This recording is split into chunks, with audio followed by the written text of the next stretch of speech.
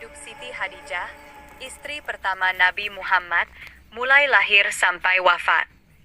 Di kota suci Mekah, Arab Saudi, pada sekitar tahun 555 Masehi, lahir seorang bayi perempuan yang cantik dan bercahaya. Dia diberi nama Siti Hadijah binti Huwailid, yang berarti wanita yang mulia dan terhormat. Dia adalah putri dari Khuwailid bin Asad, seorang pria yang terkenal dengan keberanian dan keadilannya, dan Fatimah binti Zaidah, seorang wanita yang terkenal dengan kecantikan dan kebaikannya. Siti Hadijah berasal dari kabilah Bani Asad, salah satu kabilah terpandang dari suku Quraisy. Suku Quraisy adalah suku yang paling berpengaruh di Mekah, karena mereka adalah penjaga Ka'bah, rumah suci bagi umat Islam. Ka'bah adalah tempat yang sangat penting bagi orang-orang Arab, karena mereka percaya bahwa Ka'bah adalah rumah pertama yang dibangun untuk menyembah Allah. Karena itu, suku Quraisy memiliki status yang sangat tinggi di antara suku-suku Arab lainnya. Sejak kecil, Siti Hadijah telah menunjukkan bakat dan potensi yang luar biasa. Dia tumbuh menjadi seorang wanita yang cantik, cerdas, dan berbudi luhur. Dia mewarisi sifat-sifat baik dari kedua orang tuanya dan juga memperoleh kekayaan dan status sosial mereka. Dia memiliki banyak harta, termasuk unta, kuda, emas, perak, dan permata. Dia juga memiliki banyak pengikut dan pegawai yang setia kepadanya. Siti Hadijah tidak hanya dikenal karena kecantikannya, tetapi juga karena kebijaksanaan dan kebaikannya. Dia adalah seorang wanita yang sangat dihormati di kalangan suku Quraisy. Dia dikenal sebagai wanita yang dermawan, selalu membantu orang miskin dan membutuhkan. Dia juga dikenal sebagai wanita yang berani, mandiri, dan penuh kasih sayang. Dia adalah contoh sempurna dari seorang wanita Quraisy. Meskipun dia berasal dari keluarga yang kaya dan berpengaruh, Siti Hadijah tetap rendah hati dan selalu berusaha untuk membantu orang lain. Dia tidak sombong atau angkuh, tetapi sopan dan ramah. Dia tidak membedakan orang berdasarkan suku, kelas, atau agama, tetapi menghormati semua orang sebagai makhluk Allah. Dia tidak menghambur-hamburkan hartanya untuk hal-hal yang sia-sia, tetapi menggunakannya untuk hal-hal yang bermanfaat dan mulia.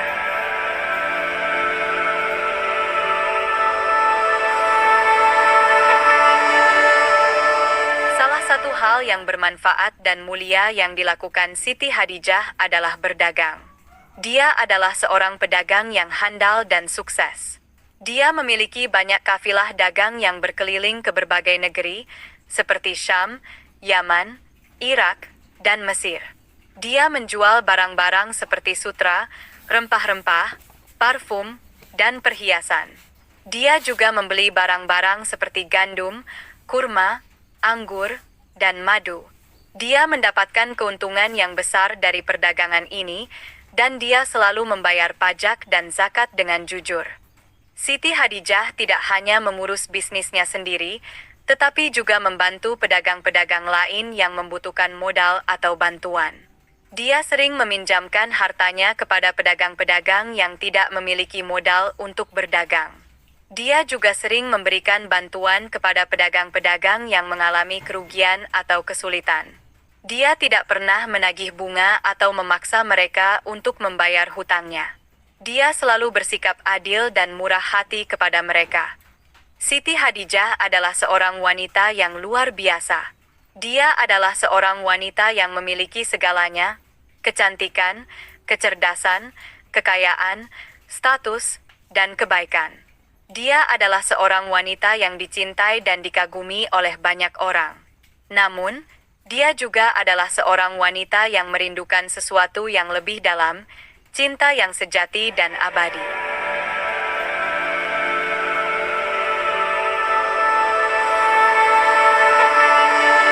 Pada usia yang masih muda, 25 tahun, Siti Hadijah mengalami duka yang mendalam.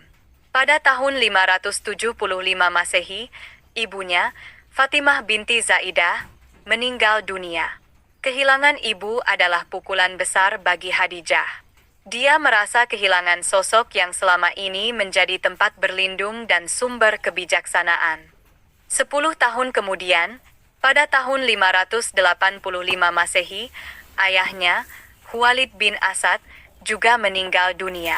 Duka kembali menyelimuti hati Khadijah. Kedua orang tua yang dia cintai telah pergi untuk selamanya. Namun, Khadijah tetap kuat dan berusaha untuk melanjutkan hidup.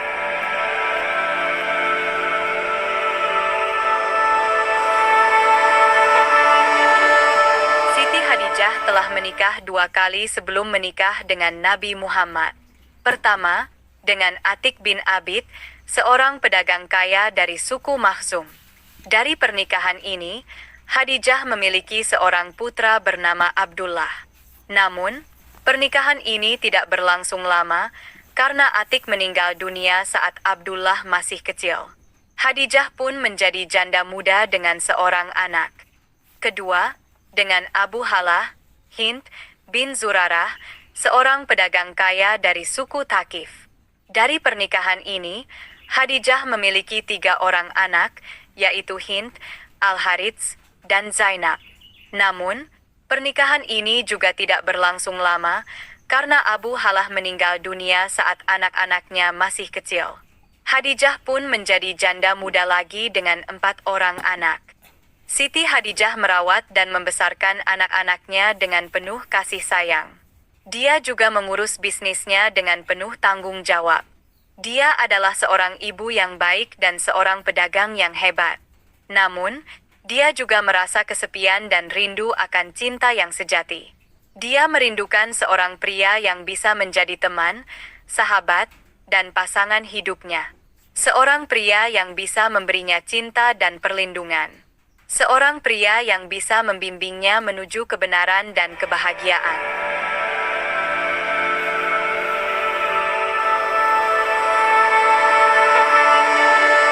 Pada suatu hari, saat berdagang, Siti Khadijah bertemu dengan seorang pria yang mengubah hidupnya selamanya.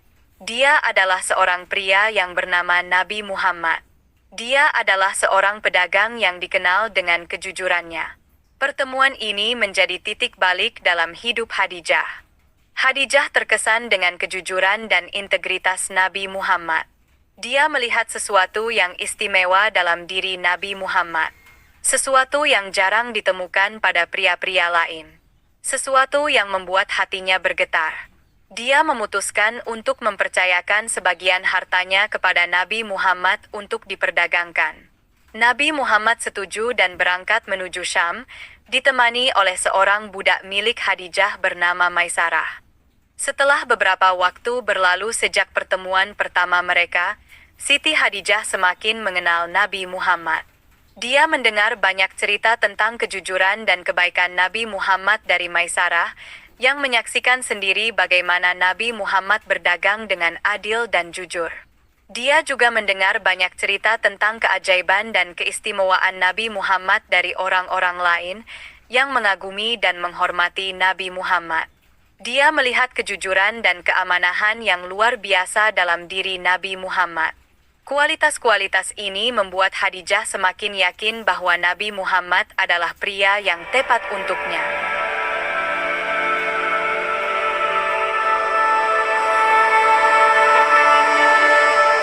Dengan keberanian dan keputusan yang tegas, Siti Khadijah memutuskan untuk meminang Nabi Muhammad. Ini adalah keputusan yang tidak biasa pada masa itu, karena biasanya pria yang meminang wanita.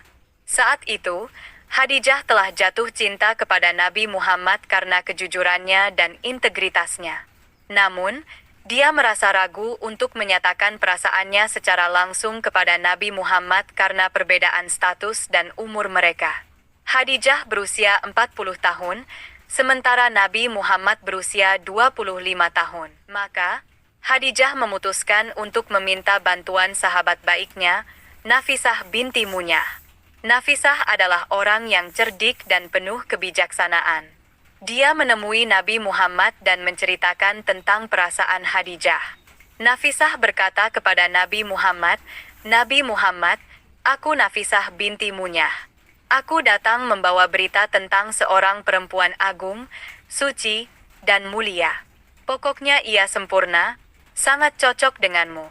Kalau kau mau, aku bisa menyebut namamu di sisinya." Setelah menyampaikan lamaran Khadijah, Nafisah tidak meminta Nabi Muhammad untuk menjawab secara langsung pada saat itu juga. Sebaliknya, Nabi Muhammad diberi waktu untuk memikirkan dan merenungkannya. Ini adalah langkah yang bijaksana karena memungkinkan Nabi Muhammad untuk merenung dan membuat keputusan tanpa tekanan. Nabi Muhammad merasa terkejut dan terharu dengan lamaran Khadijah. Dia tidak menyangka bahwa seorang wanita seperti Khadijah, yang kaya, cantik, dan terhormat, mau meminangnya, yang hanya seorang pedagang biasa. Namun, dia juga merasa senang dan bersyukur, karena dia juga menyukai Khadijah, yang jujur, baik, dan dermawan. Dia merasa bahwa Khadijah adalah wanita yang bisa menjadi pendamping hidupnya. Nabi Muhammad pun meminta izin kepada pamannya, Abu Thalib, untuk menikahi Khadijah. Abu Thalib adalah orang yang paling dekat dengan Nabi Muhammad karena dia telah merawat Nabi Muhammad sejak kecil setelah ayah dan kakek Nabi Muhammad meninggal. Abu Thalib merestui keputusan Nabi Muhammad karena dia tahu bahwa Khadijah adalah wanita yang baik dan bermartabat. Akhirnya, baik Nabi Muhammad maupun Khadijah kemudian berdiskusi dengan keluarga besarnya masing-masing untuk menindaklanjuti apa yang disampaikan Nafisah. Setelah melalui pertimbangan yang matang, akhirnya kedua keluarga besar sepakat untuk menikahkan anak-anaknya.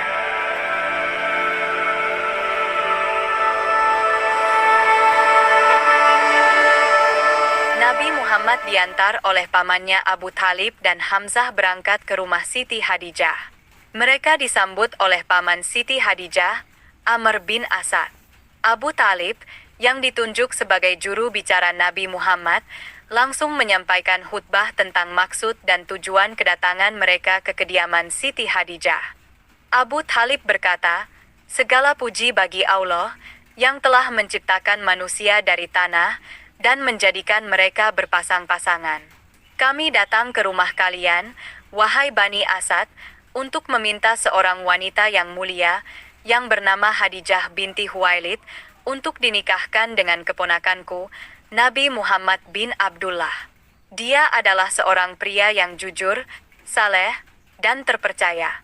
Dia adalah seorang pria yang pantas untuk Khadijah, dan Khadijah adalah seorang wanita yang pantas untuknya." Amr bin Asad menjawab, "Segala puji bagi Allah, yang telah menjadikan kita bersaudara. Kami merasa terhormat dengan kedatangan kalian, wahai Bani Hashim, ke rumah kami.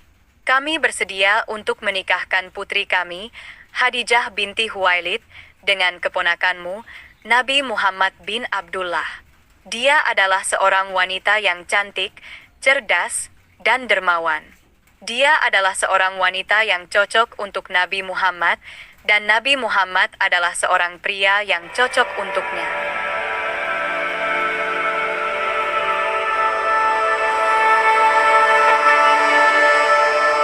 Pernikahan mereka berlangsung pada tahun 595 Masehi.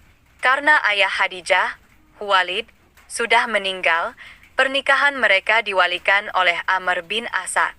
Pernikahan ini adalah peristiwa yang sangat bahagia dan dihadiri oleh banyak orang dari suku Quraisy. Selama pernikahan mereka, Nabi Muhammad tidak pernah menikah dengan wanita lain selain Khadijah. Ini adalah bukti dari cinta dan penghormatan yang mendalam yang dimiliki Nabi Muhammad terhadap Khadijah. Meski poligami adalah hal yang umum pada masa itu, Nabi Muhammad memilih untuk setia kepada Khadijah. Pernikahan mereka adalah pernikahan yang penuh cinta dan saling pengertian. Mereka saling mendukung satu sama lain dalam suka dan duka. Khadijah selalu ada untuk Nabi Muhammad, mendukungnya dalam misi dakwahnya, dan Nabi Muhammad selalu ada untuk Khadijah, memberinya cinta dan perlindungan. Kisah cinta mereka adalah kisah yang menginspirasi. Mereka menunjukkan kepada kita bahwa cinta sejati tidak hanya tentang perasaan, tetapi juga tentang pengorbanan, pengertian, dan komitmen. Kisah hidup Siti Hadijah dan Nabi Muhammad adalah contoh sempurna dari cinta yang tulus dan abadi.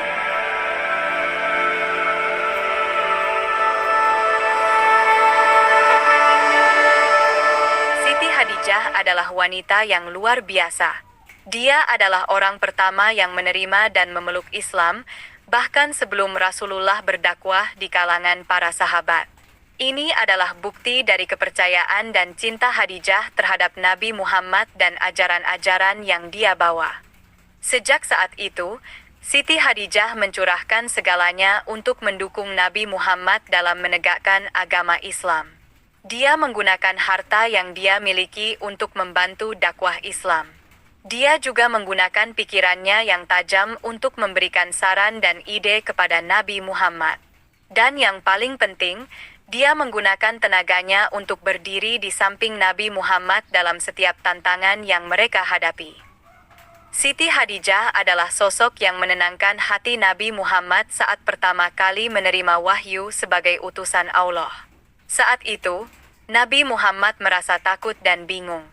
Namun, Hadijah ada di sana untuknya. Dia menenangkan Nabi Muhammad, meyakinkannya bahwa dia adalah utusan Allah dan bahwa dia memiliki misi yang penting untuk diselesaikan. Hadijah adalah wanita yang kuat dan penuh kasih sayang. Dia selalu ada untuk Nabi Muhammad, mendukungnya dalam setiap langkah yang dia ambil. Dia adalah wanita yang berani, yang tidak takut untuk berdiri di samping suaminya dalam menghadapi tantangan dan kesulitan.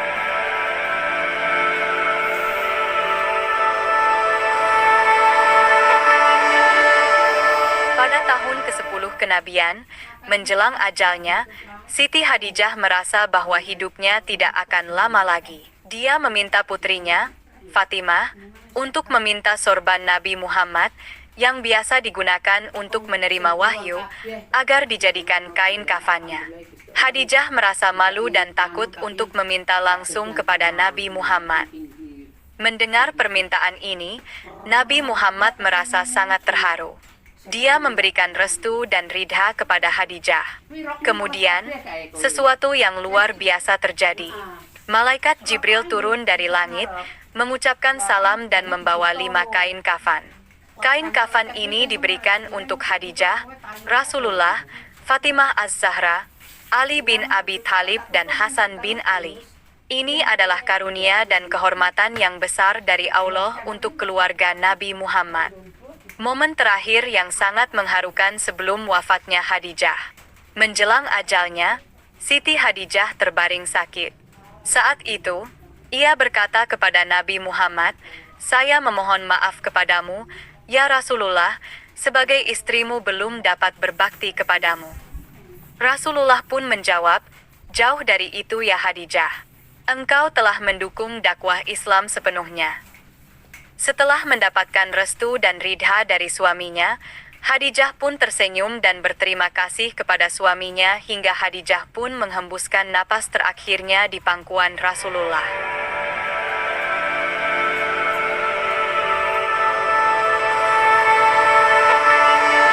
Pada hari ke-11 bulan suci Ramadan, sekitar tahun 619 Masehi, Siti Hadijah dipanggil oleh Allah. Hari itu adalah hari yang penuh duka bagi Nabi Muhammad dan semua orang yang mencintai Hadijah. Dia telah berjuang dengan sakit selama beberapa waktu, dan akhirnya, dia menyerahkan dirinya kepada kehendak Allah. Siti Hadijah mengembuskan nafas terakhirnya di hadapan Nabi Muhammad. Saat itu, Siti Hadijah berusia 65 tahun, sementara Nabi Muhammad berusia 50 tahun. Kematian Hadijah ini dekat dengan meninggalnya pamannya sehingga membawa kesedihan yang besar bagi Rasulullah. Tahun ini pun disebut Aamul Hazn, tahun kesedihan. Hadijah telah menghabiskan sebagian besar hidupnya untuk mendukung suaminya, Nabi Muhammad, dan membantu menegakkan agama Islam. Dia adalah wanita yang kuat dan berani, yang tidak pernah menyerah meski menghadapi tantangan dan kesulitan.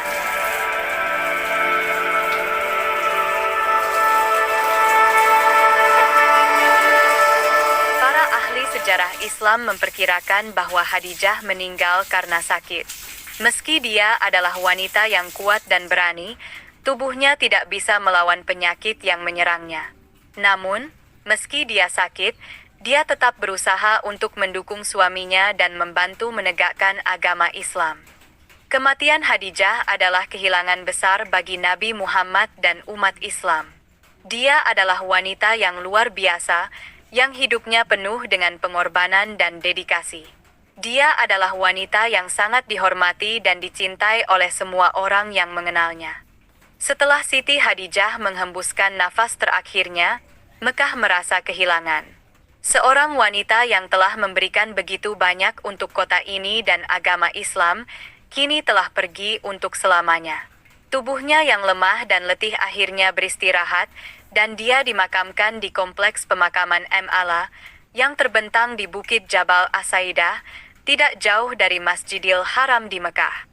Kompleks pemakaman Ala adalah tempat peristirahatan terakhir bagi banyak orang yang penting dalam sejarah Islam, dan sekarang Siti Khadijah adalah salah satu dari mereka.